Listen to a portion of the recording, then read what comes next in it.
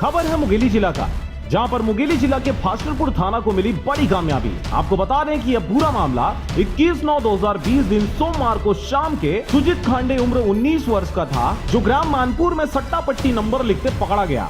मुंगेली जिला के सिद्धगंगा थाना अंतर्गत मानपुर गांव में पिछले कई दिनों से सट्टा पट्टी लिखने का काम चला रहा था, जिसकी सूचना फास्टरपुर थाना को मुखबिर के द्वारा प्राप्त हुई, जिस पर फास्टरपुर थाना तत्काल मौके पर पहुंचकर सुजीत खांडे को सट्टा पट्टी लिखते हुए रंगे हाथों धर दबोचा और आरोपी सुरजीत खांडे के जेब में लगभग 26,000 रुपए की रकम बरामद किया। उप निरीक्षक BR साहू के द्वारा धारा 4 का जुआ एक्ट कार्रवाई कर कुछ घंटे बाद आरोपी को जमानत पर रिहा कर दिया है। मुंगेली के सिद्धगंगा से पोखराज खांडे की रिपोर्ट, RJ रमजाजर।